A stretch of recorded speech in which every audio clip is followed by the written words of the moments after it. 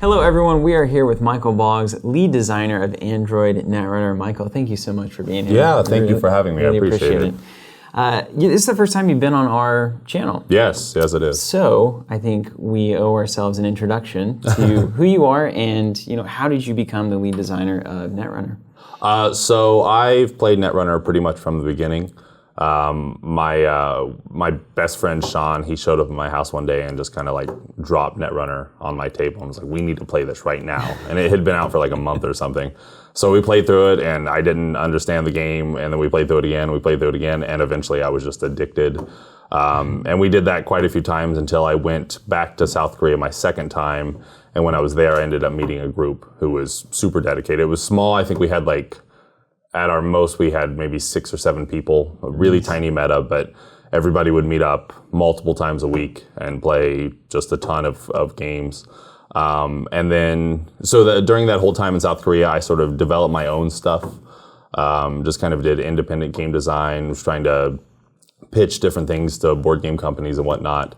And at some point I saw that Fantasy Flight had an opening for an LCG developer. I was like, that sounds fun. I might as well try that. So I applied and somehow got the position. So it's been a pretty wild ride. It was kind of going through the years and playing all the games and developing my own stuff, and then like having that all sort of coalesce into this job has been kind of amazing to look back on. Did you jump right into Netrunner whenever you got the job and it was like, oh, it was for Netrunner after all, and then here you are, here's Netrunner, good luck kind of a thing? Or did you kind of learn through other LCGs that you were developing and then ended up at Netrunner? No, when I first started day one, they were like, you are the Netrunner guy. Nice.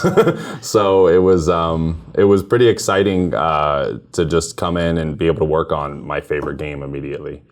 When you were playing those early games, you said you got hooked on it. What is it about Netrunner that causes that sensation? Like, what do you like the most about the game?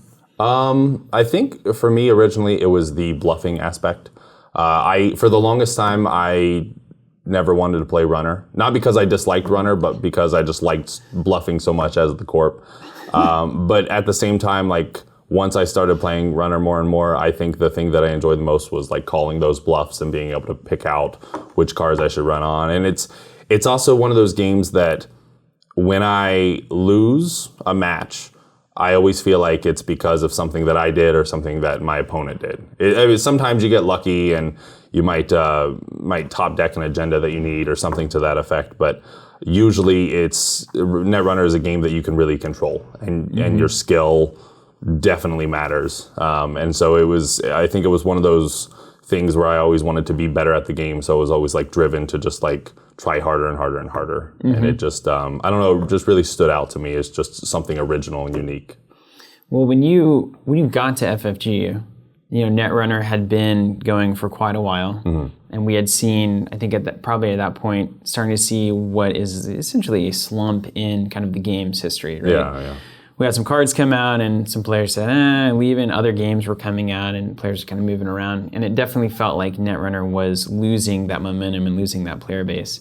So you kind of come into that situation.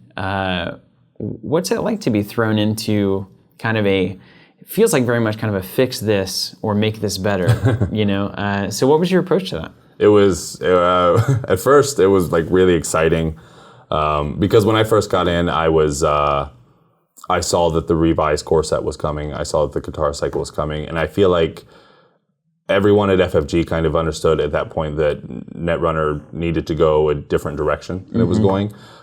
So it was... I kind of felt immediately like any sort of problems that were there were going to just be fixed naturally. So honestly, like a lot of my job has just been guiding that into place and making sure that players understand that all is not lost and that things were going to get better and whatnot. Did you always know that banning cards was the answer? So when I first started, we kind of ran into a problem in the original restricted list, the MWL. The way that it operated, it wasn't quite powerful enough to take care of a few cards that had been recently released. And so we were trying to explore different options for how to bring back the power level on these cards. We ultimately decided on a leveled system within the MWL where different pips of influence were added to the cards. But during that time, we discussed a removed and restricted list. And at that time, it seemed like a better option to kind of go with what we already knew worked. We had established the list, I think, probably a year before. So a lot of people around the office felt like it would be a little strange to change the list so dramatically so soon. But as the revised core approached, we kind of decided that it was best to go in the route of removed and restricted. Yeah. So it was definitely something we talked about early on, but I don't think I actually came to the decision that it was the best thing until a little bit later. Well, it seems like that has certainly had a positive impact on at least the vocal community that I keep up with, and certainly on my own interest in the game. So now that we've got the revised core set announced, we've got rotation that is kicked in, which is great. And then we've got the new list with some banned and restricted cards. Do you feel like the general, tempo is that we've made it through at this point? Are you satisfied with kind of saying that we have passed through the doorway and are on to new and better things for Netrunner? Oh yeah, definitely. It was a little turbulent there for a while, but I think we've definitely gotten out of that. It's been amazing to see just the diversity of decks at Worlds, and I've heard that quite a few players have returned to the game. New players have started with the game, so I definitely think it's we're kind of on the upswing and kind of getting back to where Netrunner used to be. Great. Well, so much of what we talk about, and certainly what you talk about in recent memory, has been the fixing things and the restricted lists and those kinds of things. But I'm curious, what is your ultimate vision for the game? Like, what kind of concepts do you want to explore? I think post-Kitara cycle, if I'm guessing, is when we would see the majority of your influence on the card pool directly. So what are we going to be exploring in the next couple of years in the game? I think immediately I would like to explore kind of just fleshing out the design space that Netrunner has, because Netrunner has a massive amount of design space. There are so many things you can do with the game, even just from the core set's design, without adding any sort of new mechanics. But after doing that for a little bit, I'd like to get into some new things that we haven't seen before, kind of like when we saw things like terminal cards, or when we saw doubles, or even playing around with the influence mechanics like we've done in the past. I think it'd be cool to re-explore that type of stuff in a new way. I think it'd be really interesting to try to lock down what each faction does. I think their color pie is very clear, but in recent years it's been blurred a little bit, and I'd like to unblur those lines and really define what each faction can and can't do. And I'd also like to keep as much diversity as possible in the meta, which I think is the goal for pretty much any LCG, and it's definitely easier said than done. But if I can at least have multiple decks at any given time that are out there, I think that's all that I could really ask for. Do you have a clear image in your head for what the color pie is for each of these factions? Is that something that you're kind of discovering as you go, or is it something that you have and want to now establish over the next couple of years? It's a little bit of both. There are certain elements that are very much this faction or this faction, but at the same time, sometimes I will say put a card up to my playtesters and I'll have it in one faction, and then everybody else agrees, no, this is supposed to be in a different faction. So I feel like those lines being blurred in the past, or even some new mechanics that haven't necessarily been locked down yet, are kind of up in the air. But I feel like as a whole, the community seems to understand where things should fall within the color pie, and sometimes sometimes I've had to sort of reevaluate how certain things should be placed and whatnot. So it's sort of a fluid process, but some things are definitely locked down. Is there anything particularly that you've learned, having now done Netrunner for as long as you have, that as a player you didn't fully appreciate or understand now that you do as a developer? Oh yeah, definitely. Just the whole development process is it's crazy sometimes, and I think as a player, sometimes it's hard to look from the outside in and say, like, they should have done this or they should have done that. But as a developer, sometimes, certain things will seem fine, and it's not until it's actually printed and ready that you actually realize, oh, there was problems here that we just overlooked accidentally. So I think that can happen in any sort of game, and it's something. Developing my own games that would sometimes come about, but with a game as massive as Netrunner, that's always a potential. So, just that whole process and kind of seeing how everything comes together has been very enlightening in a lot of ways. Yeah. So given that you have this kind of massive card pool, does that inspire you then to look at ways that you might restrict the card pool more in the future for competitive play? Obviously, you have so many cards that, developing, I have to imagine, becomes very difficult to not, find every single synergy that could possibly be, like a problem. So is faster rotation or less products in the available pool, is that something that you're even thinking about or interested in? We've kind of discussed things like that. We've talked about how to proceed down the road with potentially doing faster rotation or something to that effect. We haven't necessarily decided on anything, but it's a discussion that has been put out for sure. I think at the end of the day, even if we were to keep things as they are, it's we're kind of this point. Or I sort of got lucky when I first started in that I've been able to look back on what has worked and what hasn't. Whereas Damon Stone and Lucas Litzinger, sometimes they just had to sort of fly by the seat of their pants and just make the best guess that they could. I have a lot of data and I have a lot of years of player experience to sort of fall back on. So I think going forward, even if the release model were to stay the same and everything else were to stay the same, I think we're in a much better position than we've been previously to kind of make sure that certain cards don't get out of hand and that the meta stays healthy. I've seen in the Kitara cycle these 5/3s seem to be making a comeback, right? And in particular, we see this mechanic where regardless of how the agenda is scored or stolen, whether the runner nabs it or the corp scores it out, the corp gets a benefit. Sure. Right? So this is a mechanic that seems to say that in the past, 5/3s maybe were a little too risky. And so we're going to offset that by adding a tangible benefit no matter what happens to this agenda. Was that the approach with these 5/3s coming into the Kitara cycle? Yeah. When I first saw the 5/3s, Damon, he had them going in that direction. And I mean, I think for the most part, that whole section of design has pretty much stayed the same throughout the entire Kitara cycle. 5/3s have always been very, very risky. Really, the most played 5/3 right now is not even a 5/3 all of the time. When it's in the runner score area, it's a 2-point agenda. So I think for 5/3s to actually be viable, they have to be very defensive, or they have to give you a crazy benefit, and that's kind of what we tried to explore in Kitara. Would you consider going to 4 agenda points, 5 agenda points? Is there a psychological break point when you're designing cards like this that there is just some territory that we don't want to go to? We've got government takeover, right? Which is kind of the greatest example of how far you can push an agenda. But is the 5/3 really kind of the ceiling of where an agenda should ever exist? Well, I know in the past we've tried, what is the agenda called? I believe it's called Vanity Project. It's a 6/4.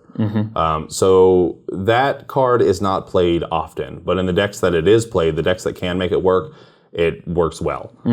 Getting 4 points all at once is pretty amazing. So I think exploring 4, 5, 6 point agendas, it's interesting, and I am more than happy to give it a try. I know that it's a design area that a couple players have told me that they'd like to see, but it's at the same time agendas that give that many points are very, very risky. So it's I think it would be. You would definitely have to find the perfect balance there, because if you push it too much, everybody's going to play it, and if you don't push it enough, then nobody's going to touch it because it's way too risky. So those agendas are even harder to develop than 5/3s are. Well, we've also seen, it looks like in Kitara, some of those agenda style cards that actually don't carry the risk of an agenda at all. Where you can spend 3 clicks to score it as a point. And especially the Jinteki one I saw is you can advance it, and then the runner takes a net damage for every advancement token on it. And then if they don't steal it, then you score it the next turn by spending an action. Is this again kind of a signal that the corp was just kind of under leveraged when it comes to the ability to play and score agendas, that it was just too hard, and so they need new tools to get agenda points? Oh yeah, definitely. It's pretty easy for most corporations to get to 6 points, but there are so many instances where getting that 7th point is just impossible. Netrunner is a game of inevitability, where if the corp doesn't get the agendas by a certain amount of time, the runner is going to win. And having that pressure is good, but sometimes that amount of pressure can just be a little too much. So having these cards that give 1 point that the runner can't actually steal kind of allows corps a way around that problem. I think there's two things in the recent rotation and ban and whatnot on this note of kind of the balance between corps and runners that are of note. One is the loss of Jackson Howard. Yes. And what that means for the hand stuffed full of agendas and the randomness that can create. And then the runner's economy. Pretty much a lot of the traditional economic options just disappearing. So how aware were you of those shifts that would take place with all of this rotation and ban list? And do you think that there are currently tools to work around those, or is it the fact that we need to get those kinds of tools back in the game pretty quickly? Like, do we need a Jackson Howard style replacement? Was that a fundamental need for the corporation? I think Damon Stone is actually on record saying that Jackson Howard is a crutch, which Of course he is. I at first when I first heard that, I was like, no, Jackson Howard is mandatory. You have to have him. Corps have actually adapted pretty well. I think he was right. I think that there are ways to play around agenda flood. There are ways to mitigate that risk. At the same time, though, it is an inherent risk of the corp that you could just draw a hand of agendas and just got to play it out and see how it goes. And that's never a good feeling when you have to go through that. So I think exploring abilities that do help you mitigate that risk, but in a more controlled way, I think it's definitely important for the game, because I think some players don't want to have to deal with that. And if they are willing to give up deck slots for tools that let them get around that problem, then I think that's something we should give them. As far as runner economy is concerned, I think runner economy has been kind of crazy the last few years. Yeah. And that creates a lot of problematic situations in that the corp is really only left with maybe 2 or 3 options to deal with that. They can either lock the runner out permanently using prison-style decks, or they can fast advance and try to end the game before the runner can do anything. And both of those play styles, while they are kind of interesting in their own right, they've also been problematic in the past. So I think curtailing runner economy and kind of creating the situation where the runner has to pick and choose their runs is very important for the game as a whole. And I think, when I first saw that a lot of the runner economy was getting cut, I was like, that's a great thing. And that was sort of what the ban list was, what the remove list was for as well. Making sure that the runner had to actually run at specific points. They couldn't just run an infinite amount. Yeah, it makes a lot of sense. Yeah. So much of the changes that have happened were because people said, Netrunners doesn't feel the same. Yeah. You know, like even cards like Faust and Mumbat and all these, it's like, it's not fundamental Netrunner. Is there such a thing as fundamental Netrunner? And if so, what does it look like? I would say that fundamental Netrunner is the economic war between the corp and the runner and interaction through running.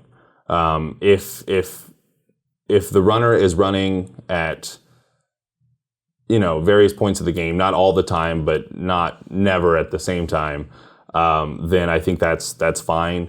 And if both players have economy that they actually have to pay attention to, then that's good. And if games are falling within those two sort of ranges, then I would say that is fundamental Netrunner. Anytime that one player can just sort of sit back and play solitaire, that's not Netrunner. And to my knowledge, most people that have said, oh, that's not Netrunner, usually refer to something where it's just a non-interactive type thing. Yeah. How close is CI to being questionable in terms of Netrunner?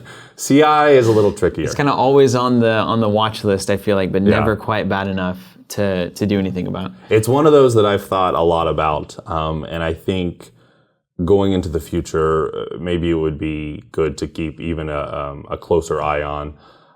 But CI, there for a long time. It was one of those identities that was like, oh, that's cute, but nobody really worries about it. And then suddenly it's everywhere all the time. So I'm hoping that going into the Kitara cycle with some of the tools that we see there, CI will be kind of reined back a little bit.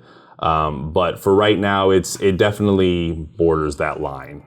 It probably pushes against the line more than it should. I'd like to pull it back. I know that we've got the tools now to do it if we need to with the restrict and remove list, but I'm hoping that as we go into the future, that won't be necessary, and we can kind of pull CI back into this more interactive state. So the last thing that I'll ask you is, you seem to have pulled things out of the, to be hyperbolic, the abyss, as it were. Netrunner seems to be on a much better place than it was and set up to be even bigger in the future. What do you do as a developer, as a designer, to make sure that what happened the past few years doesn't happen again? I think you just have to be mindful of the mistakes that were made.